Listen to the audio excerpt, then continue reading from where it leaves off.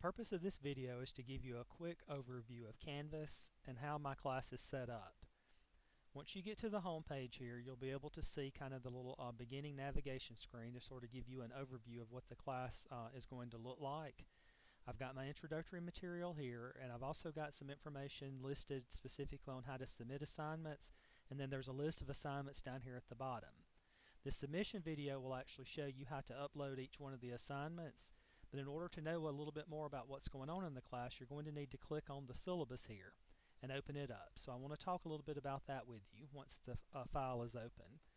At the top, it gives you the name of the class, it gives you my contact information, and I am an instructor at Jones College in Ellisville, Mississippi. But whenever you're going to contact me, you're going to use Canvas Inbox in order to send me any messages. I'd like for you to use the subject line EDS 6673 whenever you're sending messages. In order to do that, you'll click on Inbox, and the inbox will open, and you'll be able to construct a message and send it to me that'll be sent directly to my email. Now, as we look down through the syllabus, you'll notice here the textbooks that are listed, and of course Burke's textbook is going to be the one that we're primarily using in this class, but I've also got some links here to the Mississippi Department of Education and the Common Core State Standards. You'll also need a 6th edition copy of the APA manual. Now, one of the things that I will strongly recommend after having used Canvas for a number of years is that you're going to need to be sure that you're using Google Chrome in order to access all the information that you're going to need to see in Canvas. Do not use Safari or use Internet Explorer. Normally, all the problems that we find come from those particular browsers, so be certain that you're only using Google Chrome in order to be able to access your Canvas classes. Now, the conceptual framework for the school and the information is listed for you here, the general course objectives and so forth. But one of the things that I want to focus on specifically here in this little introductory video is going to be this field experience information.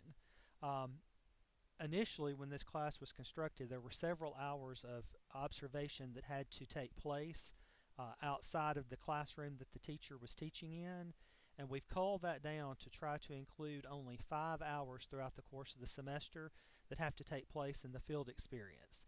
This means that you're going to have to go and view another person's class and write up some information about what it is that you see within that class. Most teachers in the past have done this during their planning periods, and if there were not any times during planning periods that this could be done, they actually had to take time off and actually go to another school in order to view what was happening in these outside classes. I would recommend attempting to try to set these up as early as possible in the semester with your principal.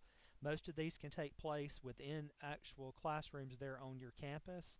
And since this is an English pedagogy class, I would prefer that these be in English, but if you do have one that is in another subject area, that would be perfectly fine for you to be able to kind of view what's going on in other subjects. But the preference is that this is going to be English either 7th through 12th grade. Nothing underneath 7th grade needs to take place. Now, the academic honesty policy is listed for you here. Whenever you submit an assignment, you're going to have to actually click a little box saying that you adhere to the academic honesty policy, because all of our assignments will actually be submitted through Turnitin to check for any type of plagiarism, so you want to be certain that all of the information that is listed within those assignments is your own original information. On the syllabus here, there's a list of all the graded activities and the points that are available for each one of those activities, and you'll notice that this matches up at the bottom of our Canvas class. Whenever you see the course summary listed here, it gives you the due dates that match up to the syllabus calendar, and it gives you each one of the specific assignments that's listed there on the syllabus. You can go through and you can see the due dates that are listed for each assignment, and down here at the very bottom I've actually given you a calendar to sort of show you that correlates along with the Canvas homepage. Please be aware that whenever you are submitting assignments, that the work that you're going to turn in to me is going to always be due on Wednesday evening by 6 p.m. You can work ahead on any of the assignments that you have in this class, and I strongly recommend that you do work ahead, because each one of the modules that you'll see in the class is already mapped out for you by week. Once you click on the modules, you'll be able to see step by step what needs to be completed that week.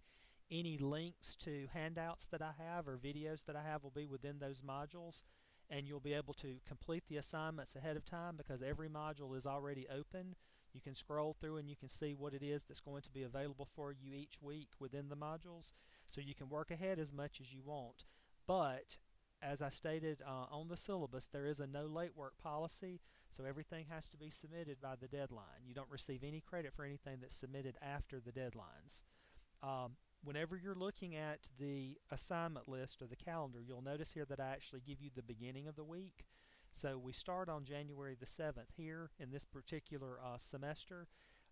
The assignments will be due by Wednesday of that week by 6 p.m. So at the beginning of each one of the weeks, I've given you the very first day or the Monday of the week. So be certain that you're actually looking at the due dates in Canvas with the due date and time listed for you. Now, if you look at the home page of the Canvas class, as we mentioned here, this is kind of the launch pad of everything that you're doing in the class. You'll notice here that it actually gives you a link to go back to the home each time you're within anything within Canvas. A link that you can click on to see each one of the modules that are broken down week by week is listed for you here. You can click on and actually see the grades in the class, but there are going to be some discussion boards that you will complete in the class. And you'll click on discussion in order to be able to access the discussion boards whenever those are going to be due.